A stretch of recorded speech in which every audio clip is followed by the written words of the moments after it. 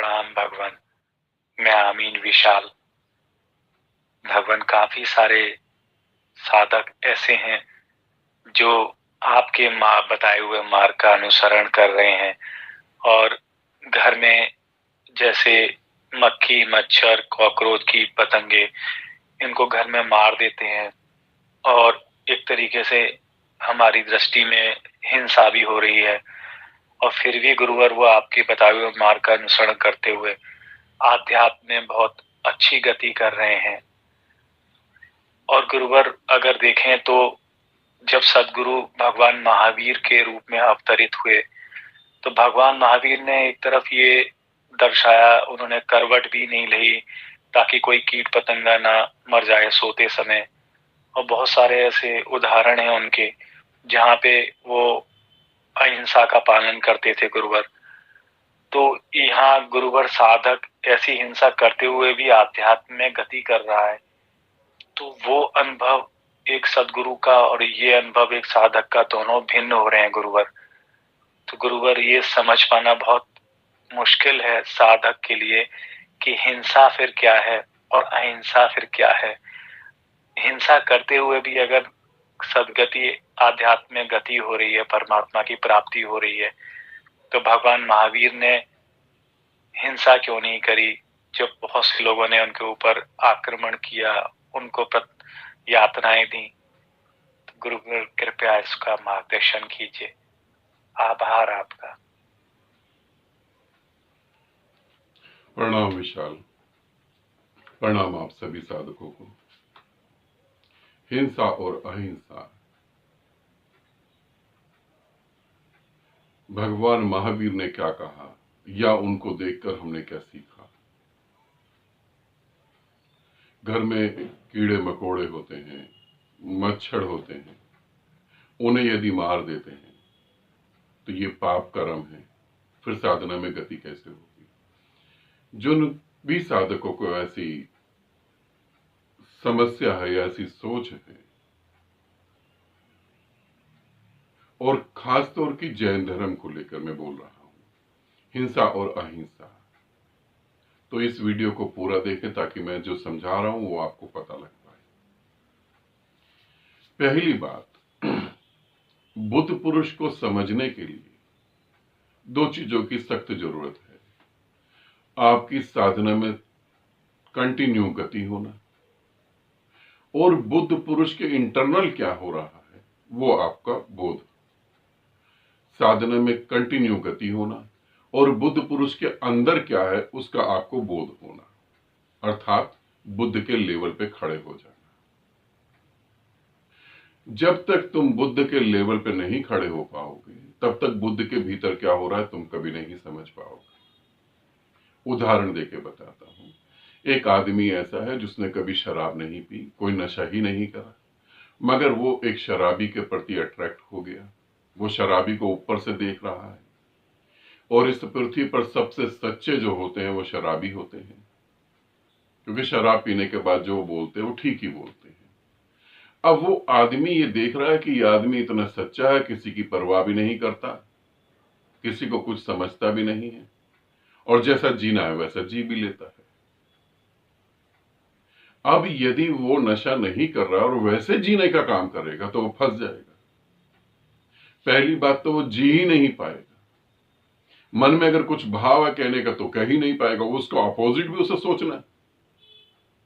एक शराबी तुम्हारे पास बैठा है, उसे किसी को गाली बकनी तो वो गाली बक देगा, थप्पड़ मारना तो वो मार देगा, कार चला रहा तो एक्सीडेंट कर देगा। मगर तुम होश में हो इतना, तुम ये सोचोगे अगर मैंने इसको थप्पड़ मार दिया तो मेरे संबंध खराब हो जाएंगे, कल को बिजनेस डैमेज कर सकता है, फैमिली को नुकसान पहुंचा सकता है, बहुत सारी तुम बातें सोचोगे, तो तुम शराबी जैसी तो एक्टिविटी कभी नहीं कर पाओगे। करने की कोशिश भी करोगे तो वो सिर्फ ऊपर ऊपर का थोड़ा सा नाटक होगा, अंदर तुम और जंजाल में फंस जाओगे। तो महावीर को समझने के लिए सतत साधना और महावीर के लेवल पर आना पड़ेगा, तभी तुम उन्हें समझ पाओगे, वरना तो बड़ा मुश्किल है। महावीर ने जो कहा उसको मैं समझाने की कोशिश करता हूं, और फिर हम पाप और पुण्य की तरफ चलते हैं, हिंसा और अहिंसा की तरफ। महावीर ने जो जिया उसको मैं बता रहा हूं। यदि महावीर मेरे शब्द, खैर उनके पास तो मेरे शब्द पहुंच ही रहे हैं, वो मेरी बात से पूरी तरह सहमत होंगे। जैन धर्म मेरी बात से सहमत नहीं हो सकता। महावीर ने कहा कि इतना होश होना चाहिए तुम्हारे अंदर कि एक सूक्ष्म से सूक्ष्म कीड़ा भी न मर पाए। कीड़ा भी नहीं मर पाए, कीड़ा तो वैसे भी मरेगा, मगर तुम्हारे भीतर इतना होश होना चाहिए। महावीर का सारा जोर होश पे था। और जब तुम सड़क पे चल रहे हो, तुम आजकल देखो, तुम अपने को देखो, दूसरों की तो बात छोड़ दो। तुम सड़क पे चल रहे हो, पांव जितनी तेजी से तुम्हारे सड़क पे चल रहे हैं उतना ज्यादा तेजी से तुम्हारा दिमाग चल रहा है। पांव के चलने से ज्यादा तेज तुम्हारा दिमाग चल रहा है। तुम मन में बड़बड़ा रहे हो, तुम मन में बड़बड़ा रहे हो, पता नहीं क्या क्या बोलते जा रहे हो। सामने तुम्हारा कोई दोस्त आया, उसने तुम्हें हाथ से इशारा करा, तुम देख ही नहीं पा रहे, आंख खुली है, सड़क पर चल रहे हो, मगर वो दिखा ही नहीं। और फिर उसने पास आके कहा क्या बात हो गई, तूने देखा नहीं? तो तुमने कहा ओह, मैं तो किसी और बात को सोच रहा था। क्या तुम्हारी स्थिति है? इस स्थिति से नरक निर्मित होगा, स्वर्ग निर्मित तो नहीं होगा, आनंद निर्मित तो नहीं होगा। महावीर ने बोला कि इतना होश होना चाहिए। अब जब तुम सड़क पे चल रहे हो तो तुम ये देखो कि तुम किसी जीव जंतु पे पाँव ना रख दो, किसी कीड़े पे पाँव ना रख दो। कीड़े को बचाने के चक्कर में तुम्हारा होश पैदा होगा। महावीर ने विधि दी एक तुम्हें, कीड़े को बचाने के चक्कर में होश पैदा होगा। महावीर का तीर का जो एंगल था, जो उन्होंने तीर चलाया, वो तुम्हारे हृदय की तरफ चलाया, कीड़े के ऊपर नहीं चलाया था। कीड़ा तो वैसे भी मरेगा। और अगर किसी इतनी ऊंची आत्मा के कारण वो कीड़ा मर जाए तो तुम कैसा लगता है? उसका दुर्भाग्य है। यदि तुम साधना की एक ऊंचाई पर पहुंच जाओ और तुम्हारे हाथों किसी की हत्या हो जाए, किसी कीड़े मकोड़े की, तो तुम्हें क्या लगता है ये बहुत गलत हो गया? भीतर क्या घट रहा है तुम्हें पता है? यदि तुम साधना की बहुत उच्च कोटि की ऊंचाई पर पहुंच गए और तुम्हारे से पूरा ब्रह्मांड बहने लगा, तुम अनंत बोध में बैठे हो और तुम्हारे द्वारा किसी की मृत्यु होती है, तो वो कहीं भटक ही नहीं पाएगा, वो तुम में समा जाएगा। ये महावीर जानते थे, ऐसा नहीं जानते थे, मगर महावीर ने विधि दी। क्योंकि सीधे सीधे मैं तुम्हें कह दूं कि होश साधो, जैसे रजनीश ने बोल दिया होश साधो। अब उसने बोला होश साधो, खाने के प्रति होश साधो, बोलने के प्रति होश साधो। उसने तुम्हें किसी न किसी चीज से जोड़ के तो दिया। महावीर इतना सूक्ष्म चले गए, इतना सूक्ष्म चले गए कि उन्होंने कहा कि कोई भी ऐसा कीड़ा जो हवा में भी हो और तुम्हारे को आंखों से दिखाई न दे, उसकी भी मृत्यु नहीं होनी चाहिए। अब तुम्हें कितना होश साधना पड़ेगा, तुम सोचो। जमीन पर चलते हुए कीड़े मकोड़े की तो बात अलग है। महावीर कह रहे हैं अगर हवा में भी कोई है, पानी में भी अगर कोई है, तो उसकी हत्या नहीं होनी चाहिए। महावीर का जोर उनकी हत्या पे नहीं था, महावीर का जोर तुम्हारे होश पे था। मगर मूर्ख आदमियों को समझाना खतरनाक है। भीतर होश पैदा करना बहुत मुश्किल है, वजह इसके कि बाहर कोई ना मरे, तुमसे कोई ना मरे। यदि तुम ऐसा सोचते हो कि तुमसे कोई ना मरे, तो तुम सांस जब लेते हो तो उस सांस में कितने जीवाणु तुम्हारे अंदर जाते हैं, ऑक्सीजन अंदर जाती है, और जब वो सांस बाहर आती है, पॉइजन लेके सांस बाहर निकलती है, तब वो जो पहले ऑक्सीजन में जीवाणु गए, वो मरे हुए जीवाणु को कार्बन डाइऑक्साइड में वो बाहर फेंकती है। बाहर भी वो ऑक्सीजन नहीं निकाल रही है। अब क्या करोगे तुम्हें जुकाम हो गया, इतनी मरी हुई कोशिकाएं, इतने मरे हुए जीव जंतु तुम्हारे अंदर हैं, जो मर जाते हैं, उनको तुम बाहर फेंक रहे हो।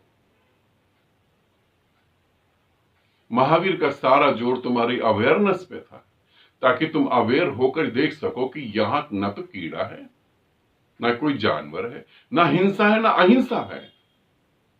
सभी में तो मैं व्याप्त हूं। महावीर एक अलग एंगल से उस बात को कह रहे हैं, कृष्ण एक अलग एंगल से कह। कृष्ण कह रहे हैं कि तुम मार दो जिसे मारना है, ये तो पहले ही मरे हुए हैं।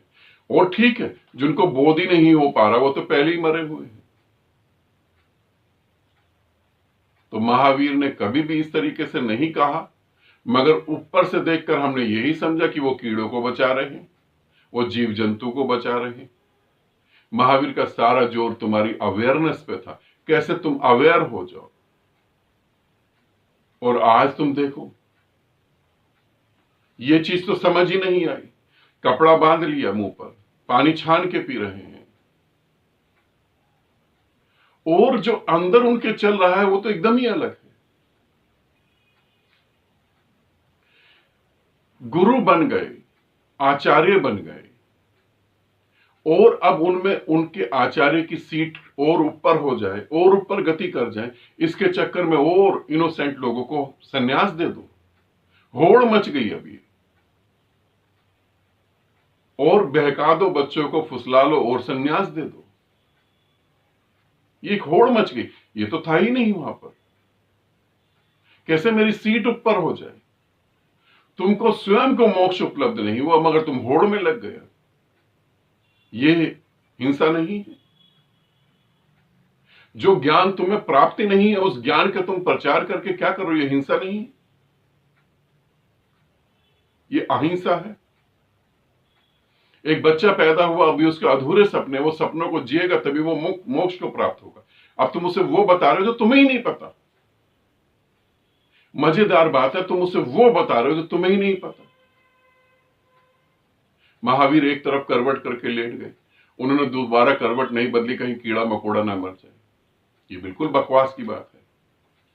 जब तुम गहरी समाधि में जाते हो, गहरे ध्यान में जाते हो, तो तुम्हारा शरीर इतना सद जाता है वो हिलता ही नहीं है। जो मेरे साधक गहरे ध्यान में गए हैं उनका यह अनुभव है कि जब वो सोते हैं तो एक ही करवट सोते रहते हैं, सुबह उसी करवट में उठ जाते हैं। कीड़े मकोड़ों का तो कोई मतलब नहीं। और बात रही घर में कॉकरोच, मच्छर, मक्खी, इन सबको मारने से क्या पाप है? ये अहिंसा है, हिंसा है? यहां कहीं कोई हिंसा और अहिंसा नहीं है। मानव शरीर बहुत महत्वपूर्ण है मोक्ष प्राप्त करने के लिए।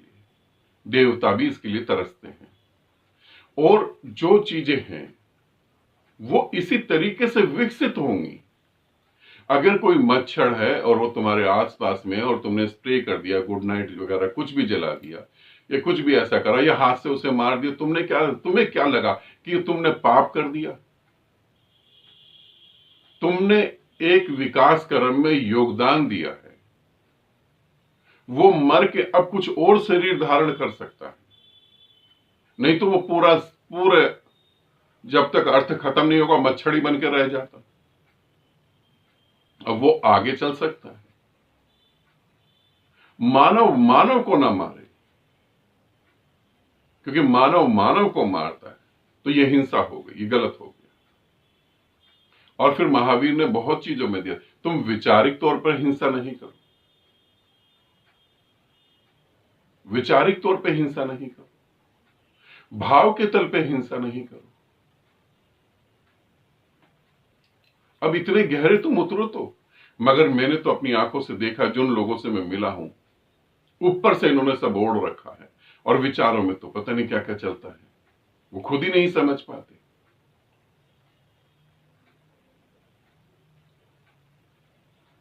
इसीलिए ऐसा नहीं सोचो। महावीर को देखकर तुम महावीर को समझ नहीं सकते, ये ध्यान रखना। मेरे को देखकर तुम मेरे को नहीं समझ सकते। गुरु को देखकर नहीं समझा जा सकता। गुरु अथाह है, तुम उसको कहां तक पकड़ पाओगे? और अगर ऐसे साधना करने से कि तुम्हारे हाथ से हिंसा हो जाए और तुम मोक्ष को उपलब्ध नहीं होगे, तो हिंदुओं में अघोर पंथ है, उसमें तो मोक्ष को लोग उपलब्ध हो जाते हैं। बहुत सारे एनलाइटेड लोग हैं, वो मांस खाते हैं। मैं अपने साधक को कभी नहीं कहता कि तुम नॉनवेज का त्याग कर दो, नहीं, तुम खाओ, भीतर से भाव उठेगा जो दिन उस दिन तुम छोड़ सकते हो। मैंने तो ऐसा कभी नहीं कहा। बुद्ध और महावीर से पहले बलि प्रथा चलती थी, आज भी बलि प्रथा चलती है। बलि का पूरा साइंस है, बलि का पूरा विज्ञान है। ऐसे ही नहीं उठाकर किसी की गर्दन काट के बलि कहते हैं। बलि प्रथा पैदा ही क्यों हुई थी? अब उसके हम साइंस को समझ नहीं सकते, इसलिए हम कहते हैं अरे वो तो पंडित अपने स्वार्थ के लिए करते हैं, वो तो अपने स्वाद के लिए करते हैं। किसी बकरे की बलि चढ़ा दी, किसी भैंसे की चढ़ा दी, मुर्गे की चढ़ा दी, ये तो अपना जो है अपने लिए कर रहे हैं। देवियों का तो मतलब नहीं, ऐसा नहीं है। इसके पीछे पूरे नियम, मंत्र, सिद्धांत सब कुछ थे। मदिरा, शराब चढ़ाई जाती है। तुम्हें क्या लगता है शराब इसी सदी में पैदा हुई है? मदिरा शब्द कहां से आया? अब इसका तुम कुछ और भी मतलब निकाल सकते हो। तो महावीर ने कभी ऐसा नहीं कहा। और साधना करो, साधना में गति करो, गुरुओं को समझने की कोशिश करोगे तो बुरे फंसोगे। गुरुओं को कोई नहीं समझ पाया, कभी नहीं समझा जा सकता। बुरे फंसोगे, बहुत बुरा फंसोगे, ये जन्म बर्बाद हो जाएगा। चाहे तुम महावीर को समझने की कोशिश करो, बुद्ध को समझने की कोशिश करो, मुझे समझने की कोशिश करो तो 101% बर्बाद हो जाओगे। साधना करो, जब तक वो ऊंचाई नहीं आएगी तब तक तुम समझ नहीं पाओगे। ठीक है, इसे समझना। तो महावीर से ऐसी बातें नहीं जोड़ो। होश पर पूरा ध्यान दो, अवेयरनेस, विवेक, उस पर ध्यान दो। ठीक है, आनंदित रहो, सदा खुश रहो। बहुत बहुत प्रेम आप सभी।